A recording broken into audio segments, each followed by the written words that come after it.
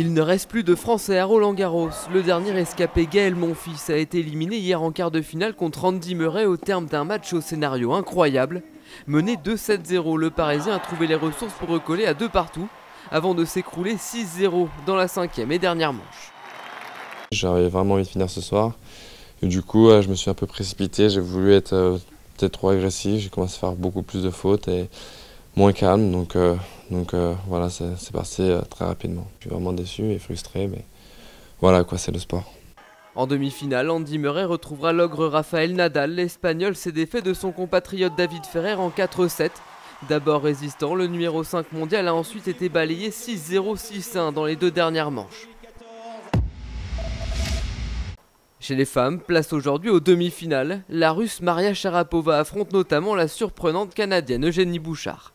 Tout ce que j'ai vu et entendu d'Eugénie, c'est une fille qui est très concentrée, elle sait exactement ce qu'elle veut et elle va à fond. C'est la première fois qu'elle va jouer contre Sharapova sur le central ici à Roland-Garros, donc c'est sûr qu'il y aura beaucoup d'émotions, beaucoup de pensées aussi dans sa tête.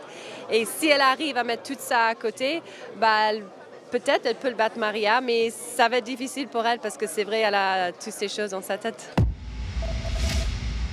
Autre actualité, du football J-7 avant le coup d'envoi de la Coupe du Monde. Hier, les joueurs de l'équipe de France étaient de retour au centre d'entraînement de Clairefontaine. Mais les têtes étaient focalisées sur l'état de santé de Franck Ribéry. Quand vous ne pouvez pas vous entraîner, vous ne pouvez pas toucher le ballon et qu'il y a une Coupe du Monde debout, je ne vois pas un joueur qui va avoir le sourire tout le temps, même si Franck sourit de temps en temps, mais forcément, il préférerait être dans une autre situation. Le groupe le sait, ils savent très bien tous l'importance de Franck, donc ça n'empêche pas le groupe de travailler avec application et concentration. C'est un résultat qui va certainement intéresser Didier Deschamps. L'Équateur, 3e adversaire des Bleus au Mondial, a signé une jolie performance en accrochant l'Angleterre 2 partout en match de préparation. L'Algérie l'a de son côté emporté 2-1 contre la Roumanie au stade de Genève et confirme ainsi sa bonne forme du moment. Au Brésil, ça se bouscule en tout cas pour obtenir de précieux billets que certains n'auront peut-être jamais.